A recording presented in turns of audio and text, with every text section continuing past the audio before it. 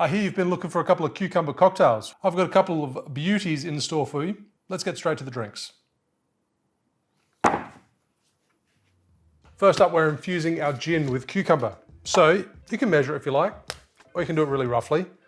Add some cucumber and add some gin into a blender.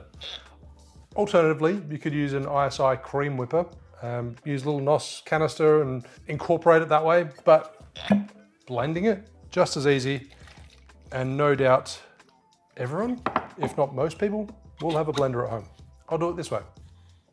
So you can see that it's very easy and approachable. The recipe I'm following is on imbibemagazine.com. It does say that this will store for 3 months. I'm a little bit skeptical about having cucumber in gin, even though it's fortified with a spirit that's 40%, give or take. I don't know, cucumber, unless you really finally strain it and get everything out of there, then I don't know about 3 months, but who knows, maybe. Give it a blend.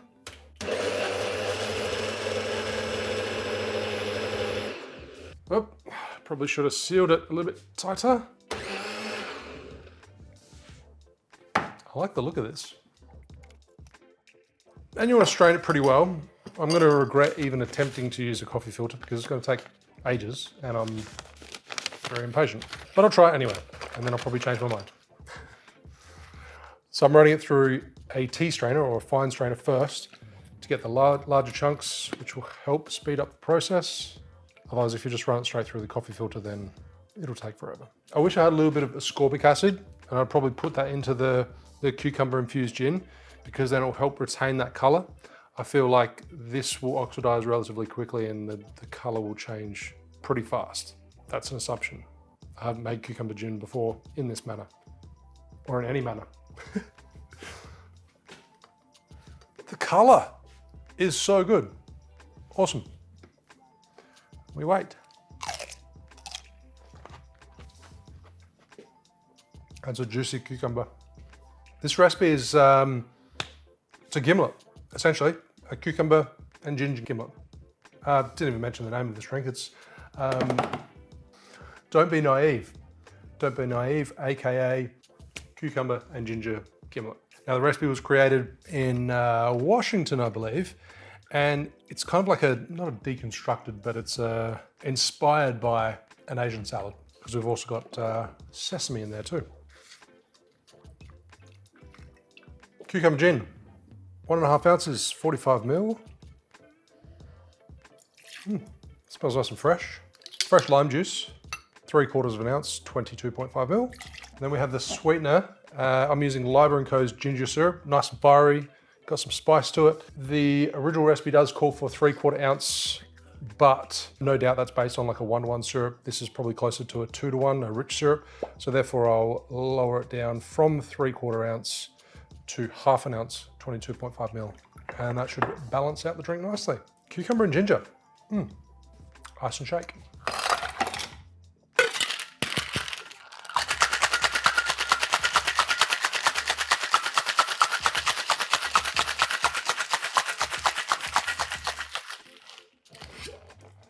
It's just about to go everywhere.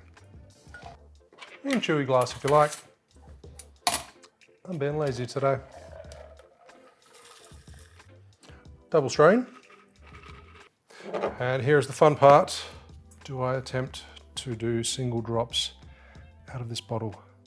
Now sesame oil is a very strong flavor, so you do not want to pour too much.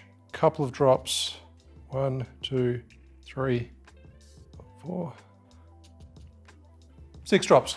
Oh, the nose on that sesame oil is wild. I do like the look of the sesame oil sitting on top. It floats really nicely because it's very viscous. It just sits on top perfectly. Nice contrast with the very faint foam sitting there. And there's real nuttiness on the nose. Don't be naive. Cheers. Oh. That Liber & Co. ginger syrup comes through really nice and fiery, even though it's only got 1/2 ounce in there. Probably could do with a tiny bit more because it is really quite limey. It's really zesty. I was close to getting the balance right, but just a touch more of the syrup will be favorable. Unless you like your drinks really zesty, it still works. I think that bright zestiness from the lime juice actually helps combat the overpowering nature of the sesame oil. Really interesting drink. And it's all because of the sesame oil. And 100%, it does remind me of like an Asian salad.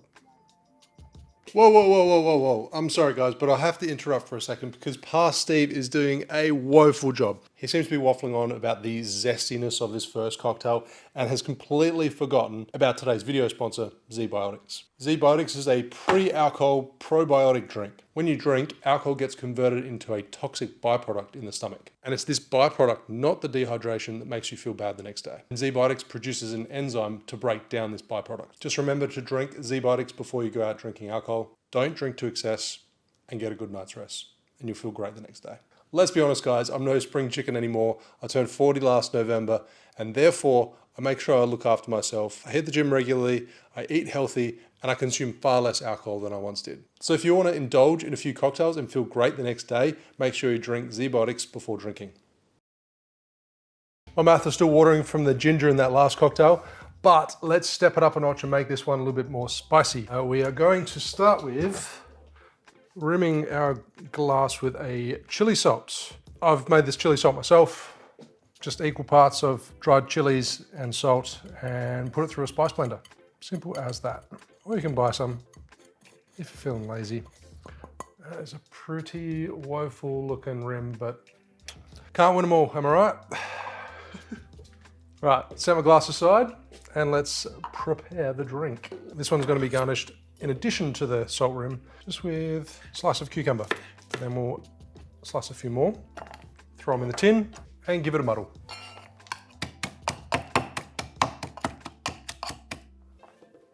Now, this drink's called the El Pepino, which is Spanish for the cucumber.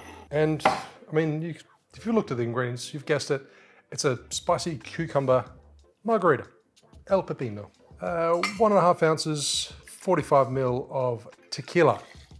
I'm using La Luna Tequilana. I don't think it's officially able to be called a tequila. It's using the same like agave species, but I think this is classed as a mezcal.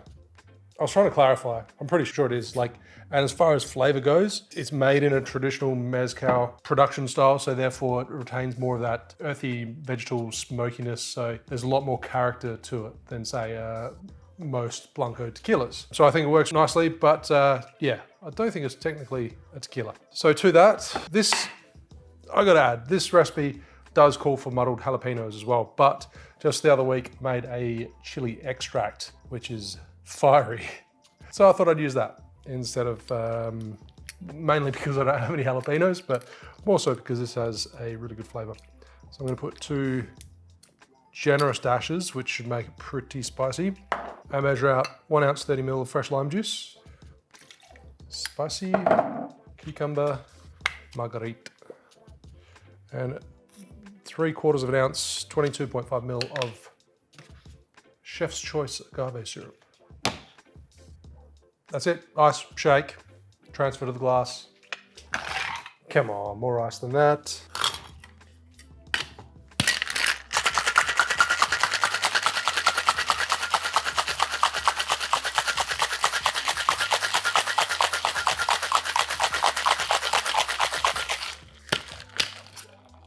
Now to make my extract, I have used a percolator, which is an open top funnel. I'll leave a link to one in the description below so you can have a look at it. So most people aren't going to have a percolator at home to be able to make a extract. And an extract is essentially a strong tincture. And a tincture is just a fancy word for saying ethanol and spice macerated together. That's a terrible explanation. A tincture is a single flavored, it's like bitters, but it's one-dimensional, it's single flavor. I am woeful at explaining this, I'm sorry. If you would like to recreate this, but you don't have a percolator, then add 5 parts of ethanol to 1 part chili. Chili extracts very, very quickly in ethanol, so you probably only need to sit it for 24 hours, if that, and it will extract really well. Then strain it out, and you'll have a chili tincture. Chili extract, just stronger than a tincture. Whew, I got there. Badly. Double strain into your glass. That's a nice drink. It's a good looking drink, I like this. It's quite nice. Drop a cucumber slice in there. You have the El Pepino. I think I put an Italian twist on it then. El Pepino, but it's Spanish. I apologize. So, cocktail number 2 that is definitely set to make your mouth water, the El Pepino. Oh, there comes the spice. It's quite sweet with that much agave. It still works. I'm really enjoying the use of La Luna Tequilana that sways, or is more, it is a mezcal. So you get more of that mezcal inherent smokiness. Let's try it without the salt. Oh, that's a good margarita. I like how you've got the contrasting properties. You've got the spice from the chili salt. You got that saltiness. You've got cooling cucumber. You've got chili in the drink. You've got acidic lime. There's so much going on. You've got the sweet. There's all these different flavors and mouthfeels going on. Mouthfeels? There's so many different flavors going on that it makes it pack. Oh my God, I'm failing. It packs a punch. It's flavorsome.